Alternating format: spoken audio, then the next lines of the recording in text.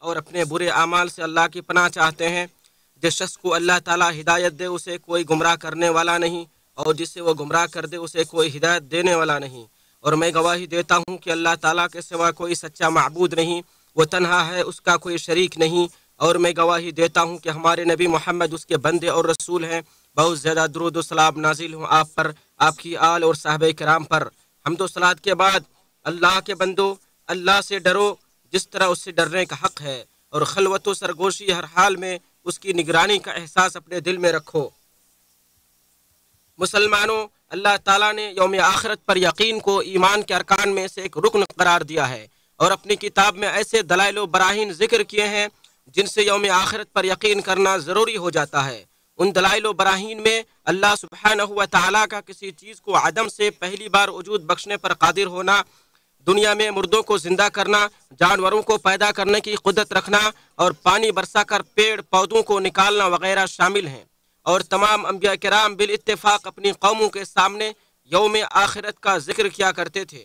نبی اکرم صلی اللہ علیہ وسلم کا طریقہ یہ تھا کہ وہ اپنے خطبوں میں گاہے بگاہے اپنے صحابہ کے سامنے آخرت کے دن کا تذکرہ اور اس کی تفصیلات اس طرح بیان کرتے تھے کہ گویا اس دن کا منظر اپنی آنکھوں سے دیکھ رہے ہوں۔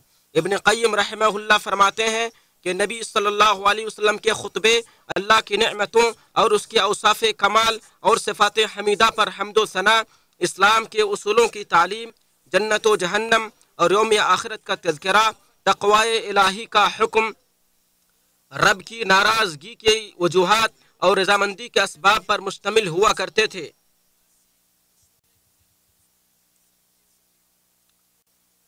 اللہ سبحانہ و تعالیٰ نے کائنات کو انتہائی حسین و جمیل صورت میں پیدا کیا اور اس کو مخلوق کے لیے ہموار کیا تاکہ وہ دنیا میں اس کی عبادت کریں، اور جب قیامت قائم ہوگی تو اللہ تعالیٰ اس دنیا کے اور اس کائنات کے نشانات کو تہس نہس کر دے گا، اس کے نظام کو بدل دے گا، چنانچہ سورج کو لپیٹ دیا جائے گا اور اس کی روشنی ختم ہو جائے گی، چاند کو بے نور کر دیا جائے گا اور اس کی چمک جاتی رہے گی، سیارے ٹوٹ کر گر جائیں گے، ستارے بکھر کر اپنی روشنی کھو دیں گے، سمندر میں طغیانی آ جائے گی اور اس کا پانی گرم کر دیا جائے گا، پہاڑ دھنی ہوئی روئی کی طرح اڑیں گے، زمین کو کوٹ کوٹ کر ریزہ ریزہ کر دیا جائے گا اور اسے پوری طرح ہلا دی جائے گی، پھر نہ اس میں کجی باقی رہے گی اور نہ کوئی نشیب و فراز۔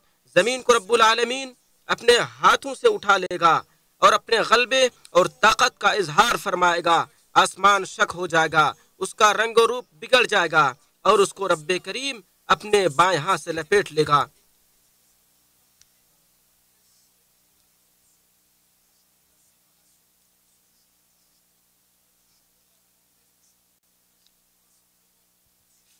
اللہ تبارک و تعالیٰ نے قیامت کے دن کو مختلف ناموں سے ذکر کیا ہے تاکہ لوگ اس سے عبرت حاصل کریں اور اس میں غور و فکر کریں۔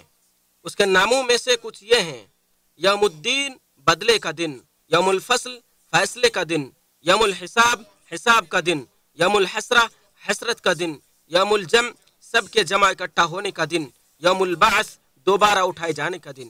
جب اللہ تبارک و تعالیٰ قیامت قائم کرنے کا فیصلہ کرے گا تو اسرافیل کو حکم دے گا، پھر وہ سور میں پھونک مارے گا جس سے بندوں کی روحیں اڑتے ہوئے آ کر ان کے جسموں میں لوٹ آئیں گی۔ ارشاد باری تعالیٰ ہے، اور سور میں پھونکا جائے گا تو اچانک وہ قبروں سے اپنے رب کی طرف تیزی سے دوڑ رہے ہوں گے۔ یاسین 51۔ مخلوقات کے جسم سڑ گل جانے کے بعد اسی طرح تیار ہوں گے جس طرح پودا اگتا ہے، جیسا کہ نبی صلی اللہ علیہ وسلم نے فرمایا، اللہ تعالیٰ آسمان سے بارش برسائے گا جس سے لوگ اسی طرح جی اٹھیں گے جس طرح دانے بوئے جانے کے بعد اگتے ہیں۔ انسان کے جسم کا ہر حصہ سڑ جائے گا سوائے ایک ہڈی کے، اور وہ ہے پیٹھ کے نچلے حصے کی ہڈی، اسی سے قیامت کے دن مخلوق کو دوبارہ بنایا جائے گا۔ بخاری و مسلم۔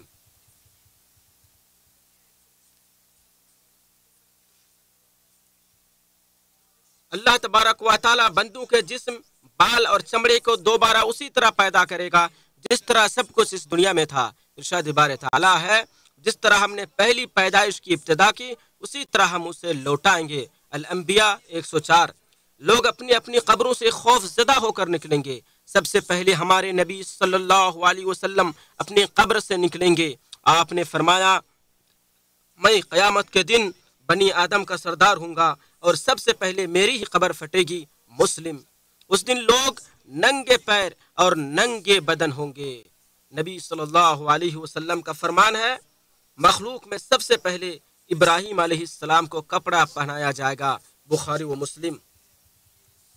جن و انس اور چوپائے ساری مخلوقات کو ایک سرخی مائل سفید زمین پر اکٹھا کیا جائے گا، جہاں کسی کی کوئی نشانی نہیں ہوگی۔ رب جو جہاں اس زمین کو چمڑے کی طرح پھیلا دے گا، اور وہ زمین آج کی معروف زمین کی طرح نہیں ہوگی۔ ارشاد باری تعالیٰ ہے، جس دن یہ زمین دوسری زمین سے بدل دی جائے گی اور آسمان بھی بدل دیے جائیں گے۔ ابراہیم 48۔ اس دنیا میں آدمی کا خاتمہ خیر یا شر جس پر بھی ہوگا، اسے اسی پر قیامت کے دن اٹھایا جائے گا۔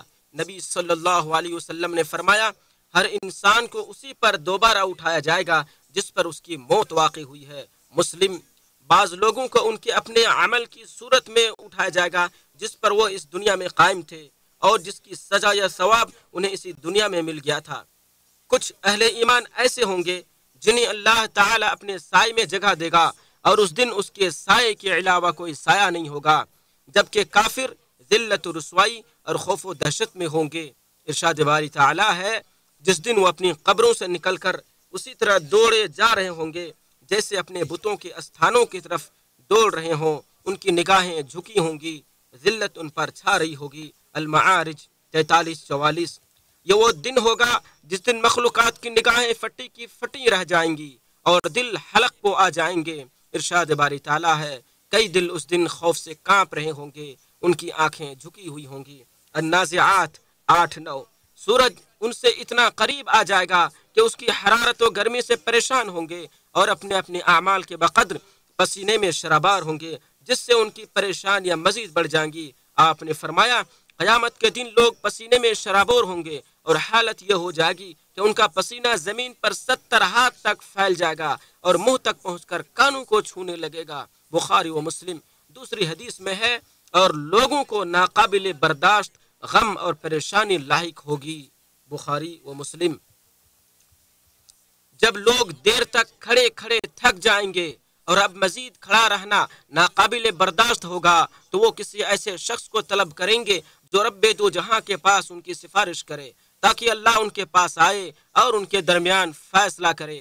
آپ صلی اللہ علیہ وسلم نے فرمایا، لوگ آپس میں ایک دوسرے سے کہیں گے، کیا دیکھتے نہیں تم کس حالت میں ہو؟ کیا دیکھتے نہیں تم پر کیسی مصیبت آ پڑی ہے؟ کیا تم کوئی ایسا شخص تلاش نہیں کرتے جو اللہ کے ہاں تمہاری سفارش کر دے؟ بخاری و مسلم۔ تو لوگ آدم علیہ السلام کے پاس آئیں گے اور ان سے کہیں گے کہ وہ اپنے رب کے پاس سفارش کریں، تو وہ عذر پیش کریں گے اور کہیں گے، میرا رب آج اتنے غصے میں ہے جتنے غصے میں اس سے پہلے کبھی نہیں آیا اور نہ اس کے بعد کبھی آئے گا۔ پھر لوگ نوح، ابراہیم، موسیٰ اور عیسیٰ علیہ السلام کے پاس آئیں گے، لیکن سب کے سب عذر پیش کریں گے اور آدم علیہ السلام کی طرح سبھی جواب دیں گے۔ پھر ہمارے نبی محمد صلی اللہ علیہ وسلم کے پاس آئیں گے تو آپ فرمائیں گے، ہاں مجھے منظور ہے۔ آپ فرماتے ہیں، تو میں چل پڑوں گا اور عرش کے نیچے آؤں گا اور اپنے رب کے حضور سجدے میں گر جاؤں گا۔ پھر اللہ تعالی مجھ پر اپنی ایسی تعریفوں اور اپنی ایسی بہترین ثنا کے دروازے کھول دے گا اور انہیں میرے دل میں ڈالے گا جو مجھ سے پہلے کسی کے لیے نہیں کھولے گئے ہوں گے۔ پھر اللہ فرمائے گا، اے محمد اپنا سر اٹھائیں، مانگیں آپ کو ملے گا، سفارش کریں آپ کی سفارش قبول ہوگی۔ تو میں سر اٹھاؤں گا اور عرض کروں گا، اے میرے رب، میری امت، میری امت۔ بخاری و مسلم۔ اس کے بعد رب دو جہاں اپنے جلال و عظمت کے ساتھ آئے گا اور بندوں کے درمیان فیصلے فرمائے گا۔ اس وقت تمام کی تمام مخلوق اللہ کے سامنے ایک ہی صف میں پیش ہوگی۔ ارشاد باری تعالیٰ ہے، اور سب کے سب تیرے رب کے سامنے صف بستہ حاضر کیے جائیں گے۔ الکہف 48۔ اللہ تعالیٰ ان سے ہم کلام ہوگا، ان کے سامنے ان کے اعمال و کرتوت بیان فرمائے گا، انہیں ان کے گناہوں کا اقرار کروائے گا، رسولوں کو ان کی اپنی اپنی امتوں پر گواہ بنا کے لایا جائے گا، فرشتوں میں سے بھی کچھ گواہ بنیں گے، زمین بھی ان تمام چیزوں کی گواہی دے گی جو اس پر انجام دی گئی ہوں گی، اور اعضاء و جوارے بھی اپنے اعمال کی گواہی دیں گے۔ وہ تمام صحیفے اور رجسٹر پھیلا دیے جائیں گے جو لکھنے والے فرشتوں کے ہاتھوں میں ہوا کرتے تھے۔ اس دن ہر چھپی ہوئی چیز ظاہر ہو جائے گی۔ ارشاد باری تعالیٰ ہے، اس دن تم اللہ کے حضور پیش کیے جاؤ گے اور تمہارا کوئی راز چھپا نہ رہ جائے گا۔ الحاقہ 18۔ بندہ کوئی کام کرتا ہے اور بھول جاتا ہے، لیکن اللہ اسے نہیں بھولتا بلکہ اسے گن کے رکھتا ہے۔ بروز قیامت اسے بندے کے سامنے اس کا انکار نہیں کرے گا۔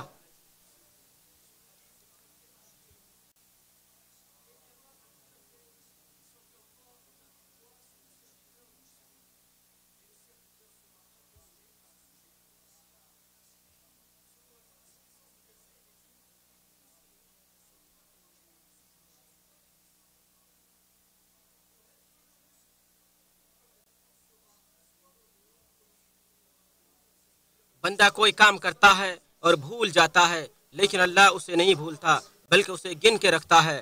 بروز قیامت اسے بندے کے سامنے ظاہر کرے گا اور اس کا انکار نہیں کر پائے گا۔ ارشاد باری تعالیٰ ہے، اللہ کو وہ سب کام یاد ہیں اور یہ ان کو بھول گئے ہیں، اور اللہ ہر چیز سے واقف ہے۔ اللہ سبحانہ و تعالی سب سے تیز حساب لینے والا ہوگا۔ وہ اپنی مشیت و قدرت سے ایک ہی وقت میں تمام مخلوق کا حساب لے لے گا۔ حساب کے وقت سب سے پہلے بندے سے توحید اور اتباع رسول کے بارے میں پوچھا جائے گا، پھر نماز کے بارے میں۔ اگر نماز درست رہی تو سارے اعمال درست رہیں گے، اور نماز درست نہ رہی تو وہ خائب و خاسر ہوگا۔ قیامت کے دن کسی شخص کے قدم اس وقت تک اپنی جگہ سے نہ ہٹیں گے جب تک کہ اس سے 4 چیزوں کے بارے پوچھ نہ لیا جائے۔ اس کی عمر کے بارے میں کہ اس نے اسے کن چیزوں میں ختم کیا، اس کے علم کے بارے میں کہ اس نے اسے کن چیزوں میں خرچ کیا، اس کے مال کے بارے میں کہ اس نے اسے کہاں سے کمایا اور کہاں خرچ کیا، اور اس کے جسم کے بارے میں کہ اسے کن چیزوں میں کھپایا۔ اور ہر ایک نعمت میں اللہ کا بندے پر یہ حق ہے کہ وہ اس کے بارے میں سوال کرے۔ ارشاد باری تعالیٰ ہے، پھر اس دن ضرور تم سے نعمتوں کے بارے میں باز پرس ہوگی۔ حساب کے وقت لوگ 2 طرح کے ہوں گے۔ ایک خوش نصیبوں کا گروہ ہوگا جو اپنا نامہ اعمال اپنے دائیں ہاتھ میں تھامے گا۔ اللہ اس سے نہایت آسان حساب لے گا۔ وہ قیامت کے میدان میں اپنے اہل و عیال اور دوستوں کے پاس خوشی خوشی واپس آئے گا۔ ارشاد باری تعالیٰ ہے، تو اس وقت جس شخص کے دائیں ہاتھ میں اعمال نامہ دیا جائے گا اس کا حساب تو بڑی آسانی سے لیا جائے گا، اور وہ اپنے اہل کی طرف ہنسی خوشی لوٹ آئے گا۔ دوسرا بدبختوں کا گروہ ہوگا جسے نامہ اعمال بائیں ہاتھ میں یا پیچھے سے دیا جائے گا، تو وہ گھبراتے ہوئے کہے گا، کاش مجھے میرا نامہ اعمال دیا ہی نہ دیا جاتا۔ اللہ تعالیٰ اس کا سخت حساب لے گا، اس کے عمل کا ذرہ ذرہ گنے گا اور ہر چھوٹی بڑی چیز میں مواخذہ کرے گا۔ ارشاد باری ہے، ہاں جس شخص کا نامہ اعمال اس کے پیٹھ پیچھے سے دیا جائے گا تو وہ ہلاکت کو پکارے گا اور بھڑکتی ہوئی آگ میں جا پڑے گا۔ اس عظیم مکان میں بندوں کو اللہ کے عدل و انصاف اور وسیع علم کا پتہ چل جائے گا۔ اہل ایمان اللہ کی وسیع رحمت، اس کے فضل و کرم اور احسان کا مشاہدہ کریں گے۔ اللہ تعالیٰ خیر و بھلائی کرنے والوں کے ساتھ خیر و بھلائی کا معاملہ فرمائے گا اور توبہ کرنے والوں کو معافی کا انعام دے گا۔ آپ نے فرمایا، اللہ تعالیٰ مومن کو قیامت کے دن قریب کرے گا، یہاں تک کہ اللہ تعالیٰ اسے اپنے پہلو میں لے لے گا، اس سے اس کے گناہوں کا اقرار کراتے ہوئے پوچھے گا، کیا تمہیں یہ گناہ یاد ہے؟ کیا تمہیں یہ گناہ یاد ہے؟ وہ کہے گا کہ اے میرے رب، مجھے یاد ہے۔ وہ سمجھے گا کہ اب میں ہلاک ہو گیا۔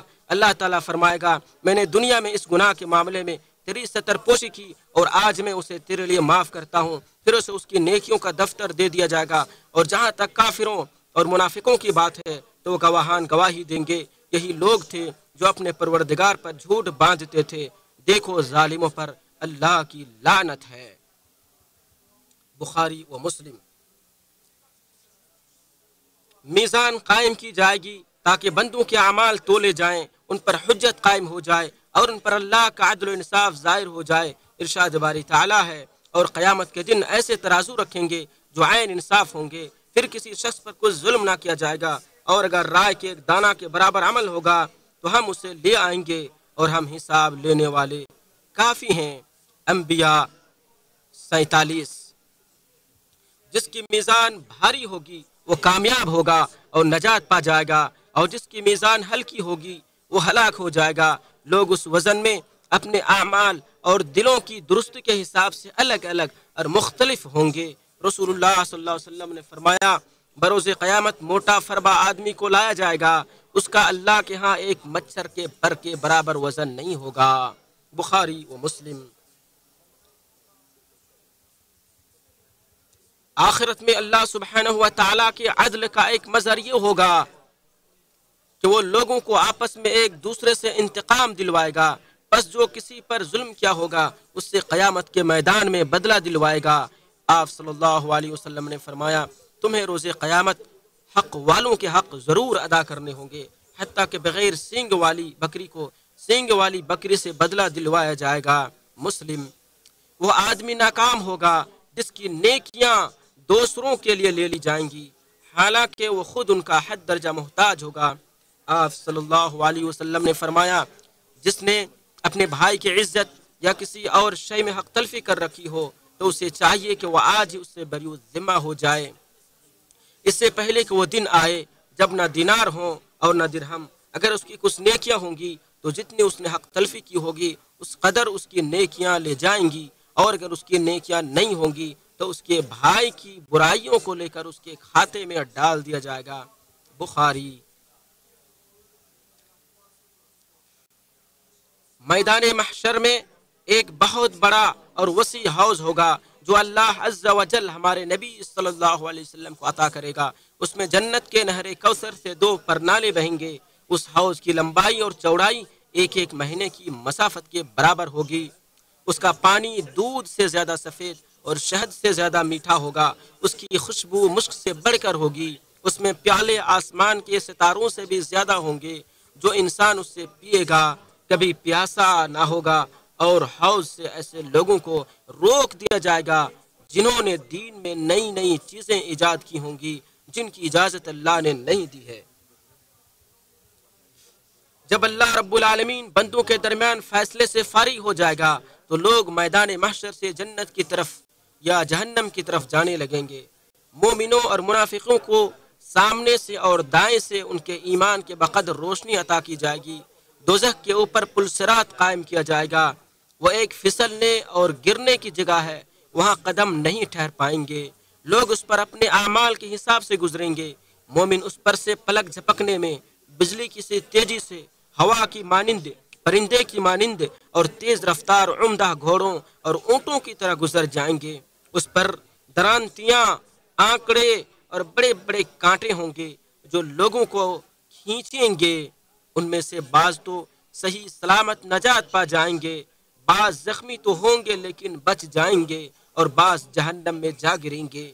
اور ہمارے نبی صلی اللہ علیہ وسلم اس پل صراط پر کہہ رہے ہوں گے اے اللہ تو نجات دے، اے اللہ تو نجات دے۔ جب اہل ایمان جہنم سے نجات پا کر پل صراط کو پار کر لیں گے تو پھر انہیں جنت اور جہنم کے درمیان ایک اور پل پر روک دیا جائے گا، اور دنیا میں انہوں نے ایک دوسرے پر جو مظالم کیے تھے انہیں ان کا بدلہ دے دیا جائے گا۔ پھر جب بالکل سب پاک اور صاف ہو جائیں گے تو جنت میں داخلے کی اجازت دی جائے گی۔ پھر ہمارے نبی صلی اللہ علیہ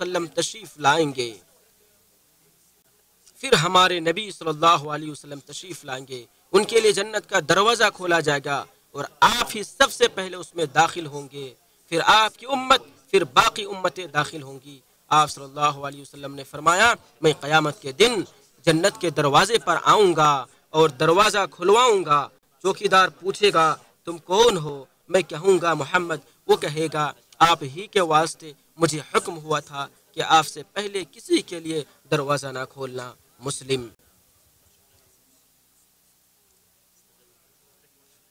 مسلمانوں، قیامت آنے والی ہے، اس میں کوئی شک و شبہ نہیں۔ قیامت کے دن سخت، مشکل، بھاری اور لمبا دن ہوگا۔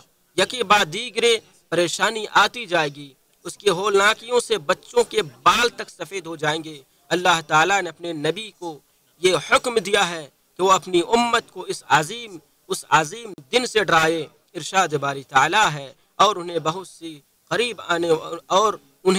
بہت ہی قریب آنے والی قیامت سے آگاہ کر دیجئے جبکہ دل حلق تک پہنچ جائیں گے اور سب خاموش ہوں گے۔ لہذا عقل مند وہ آدمی ہے، عقل مند اور دانا وہ شخص ہے جس نے اس کے لیے مکمل تیاری کر لی ہے، اس کی سختیوں اور ہولناکیوں سے بچنے کے لیے تیار ہو گیا ہے اور اللہ کی طرف پلٹ کر توبہ کر چکا ہے۔ اعوذ باللہ من الشیطان الرجیم یا ایھا الذین آمنوا اتقوا اللہ ولتنظر نفس ما قدمت لغد واتقوا اللہ ان اللہ خبیر بما تعملون۔ اے ایمان والو، اللہ سے ڈرو اور ہر ایک کو یہ دیکھنا چاہیے کہ اس نے کل کے لیے کیا سامان کیا ہے، اور اللہ سے ڈرتے رہو جو کچھ تم کرتے ہو، یقیناً اللہ اس سے پوری طرح باخبر ہے۔ حشر 18۔ اللہ رب العالمین قرآن کریم کو میرے اور آپ سب کے لیے بابرکت بنائے۔ آپ لوگ دعا کیجیے اللہ سے اور مغفرت طلب کیجیے، میں بھی اس سے مغفرت طلب کرتا ہوں۔